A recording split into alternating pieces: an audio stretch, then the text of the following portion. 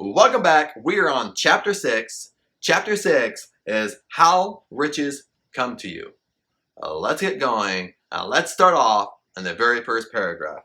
He says, when I say that you do not have to drive sharp bargains, I do not mean that you do not have to drive any bargains at all, or that you are above the necessity for having any dealings with other people. I mean that you do not need to deal with them unfairly. You do not have to get something for nothing. See, this is the key here. You do not need to get something for nothing. And that's the huge issue with what's going on right now, is people always want something for nothing. You see, even in business and health, people want something for nothing. They want immediate gratification. They want a quick fix. They want, a master secret that's going to jump them to better health, better wealth. They want something for nothing. They don't want to do the time, put in the time, or do the work, put the sweat in. They want something for nothing. And he says, you can give to every person more than you take from them. Listen to this. You can give to every person more than you take from them. And this is principle number 3. And I want you to write this down. Principle number 3. What is it? It's going above and beyond in service. If you have a business, you sell merchandise, whatever service you offer, it's about going above and beyond. Even if we're not talking about a business, and it's just in your personal life, going above and beyond. If you're helping someone move, going above and beyond. That's principle number 3 to the science of getting rich. This right here, I want you to write on top of this chapter, chapter 6, the principle number 3 is going above and beyond. Now let's get back to the book. And he says, you cannot give a person more in cash value than you take from them. But you can give them more in use value than the cash value of the thing that you take from them. See, what he's talking about here is going above and beyond.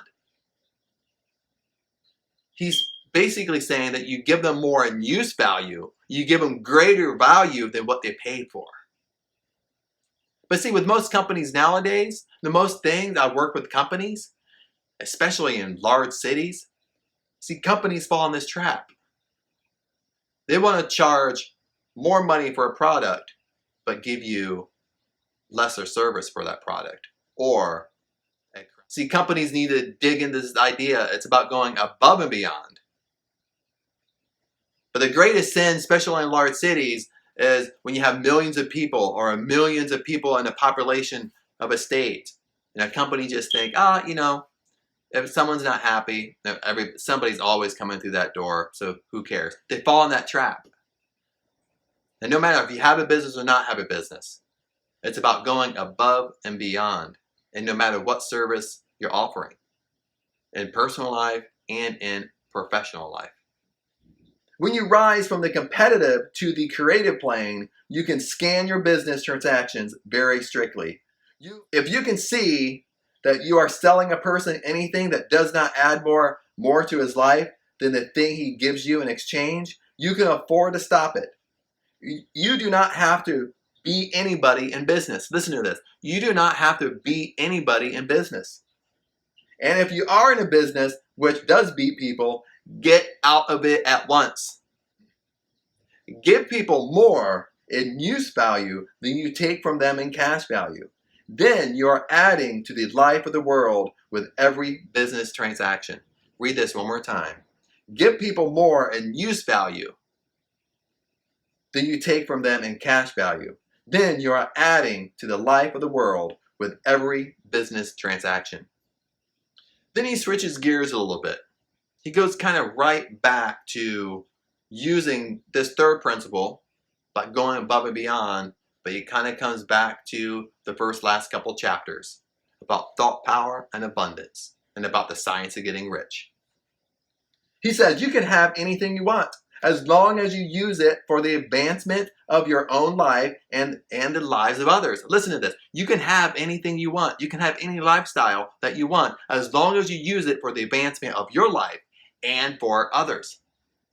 You need not hesitate about asking largely. It is your Father's pleasure to give you the kingdom. Listen, you do not need to hesitate for asking largely. It is your Father's pleasure to give you the kingdom. He's taken that right out of the Bible. It is your Father's pleasure to give you the kingdom. See, the trap that we fall into is we think in a limited supply. We think abundance is limited. So when we ask for something, we're only asking for just enough, a very limited supply. And what happens? That's exactly what we get. So what he's saying here, you need not hesitate by asking largely. He wants you to ask largely. If you're spiritual, if you believe in God, he says, it is your Father's pleasure to give you the kingdom. No matter what you want, it is your Father's pleasure to give it to you. The original substance wants to live as much as possible in you. It wants you to have all that you can or will use for the living of the most abundant life. Your faith becomes invisible if you fix upon your consciousness the fact that the desire you feel for the possession of the riches is one with the desire of the supreme power for more complete expression. Both is working in harmony together. He's really talking about universal law, working in harmony again with universal law. And he says, you need not hesitate to ask largely. Listen to this. You need not hesitate to ask largely. Your part is to focus and express the desires of God. Your part is to focus and express the desires of God. That's what your part is. He says you need not hesitate to ask largely. See, again, he restates it because he knows, even 100 years ago, he knows most people's issue is they don't ask large enough. They ask like abundance is limited. I just need this.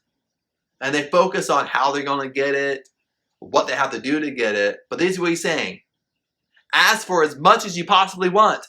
Go large, go big, go huge.